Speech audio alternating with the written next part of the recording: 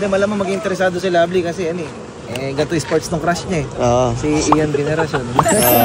Parang next year, pag may hot air balloon, sana mahabol mo, makasama tayo. Yun! Naku pare ha. Yan na. Bilis yung A, break na lang.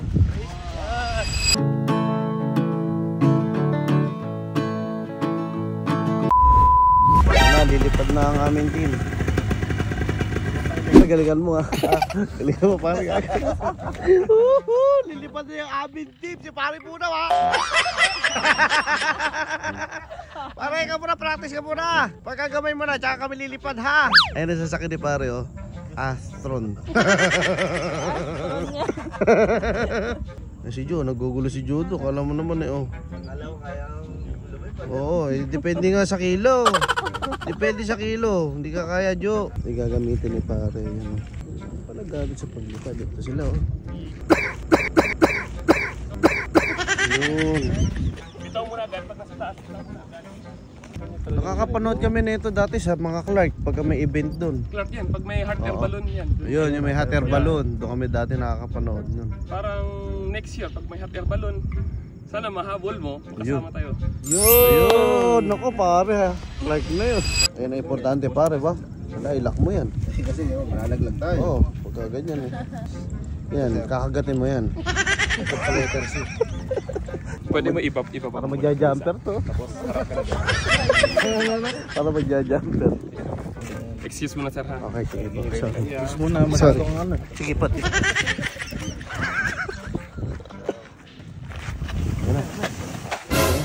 Bilis yung A, break na lang. Yun.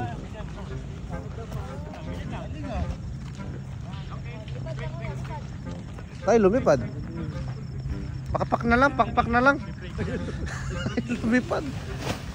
Owners, kinakabahan ako kay Boss Marvin. Bakit? Hindi ba lagi puyat? Tapos pag gaganyan, sabi baka makatulog sa taas yun. Saan mapunta? Baka makatulog habang lumilipad. Tulog na. Sasakyan niya, di ba? Lagi tulog pag ano. Tulog nga yan Pag ganyan lagi. Dapat lagi kumpleto tulog baka man makatulog sa taas, saan mapunta? Baka masarapan dito dito lagi mag-ayam. Tutulog lang ako mga factor. Tayo tayo dito.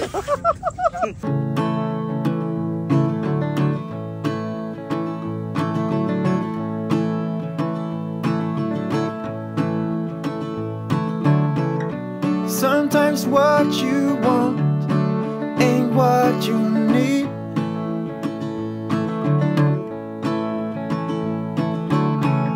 Sometimes letting go can make your heart bleed.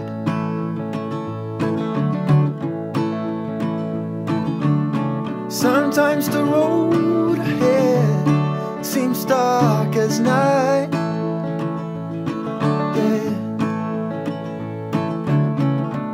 Have some faith in yourself, that's the guiding light. You should know that when your dreams have hit the ceiling and fallen back down on the ground, let me tell you, I know. Maganda naman kapatid ko. Artista ba rin? Ano sasabihin maganda? Wala. Ganda pa mo, gano'n. Wala naman okay na yan. Gas! Gas daw, gas. Ako na, gas ng tao. Tubig, para ba yun? Tubig kasi, gas daw Gas mo. Ano naman talaga ba yun? Sir, pag sinakay mo ngayon, i-airdrop mo na lang sa ere. Paano bumigat si Bayo? Let-let ang pototoy nun.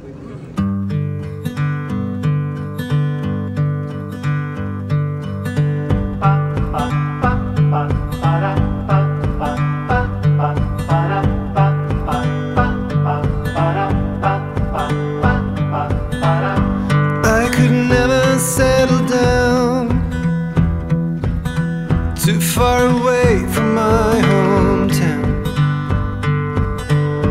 with my family I am bound.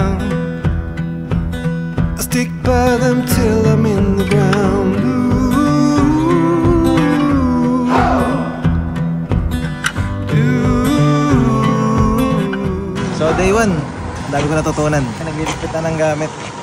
Bago tayong mga friends na nakilala na ganito hobby. Thank you, sir. Tapos, sana yung first flight mo, kasama ako. Ay, yes sir. Soon sir. Sige, sige. I-message mo na ako pag kunyari pupunta ka rito at may training kayo. Baka pwede akong dumaan. Sige sir, sige sir. Susuporta si sir. Sir Darwin. Ito naman yung mentor ko, si Sir Darwin Villanueva. Siya yung matyaga nagturo sa akin. Sir! Oh, sibat na? Yun. Sige, next ano ulit, schedule, Tuesday. Tuesday kagad. Sana gumanda pa rin yung weather, hindi magbago. Si Sir Darwin Villanueva nga pala, yan. Siya yung nagtuturo sa akin. Salamat kay Sir Richmond, siya yung nag-refer ka sa akin kay Sir Darwin Villanueva. Yun. Sama na tayo. Nag-inquire kasi ako dati sa ano, paragliding tandem ba yun? Philippine Tandem Paragliding. Philippine Tandem Paragliding. Siya rin pala yun, kaya ano, sinabi niya sa akin kanina, bala ko kasing subukan dati yun. So, yung mga kapatid ko sumakay kanina, si Chari, si Chinjin, na-experience nila sa taas, sobrang sarap daw.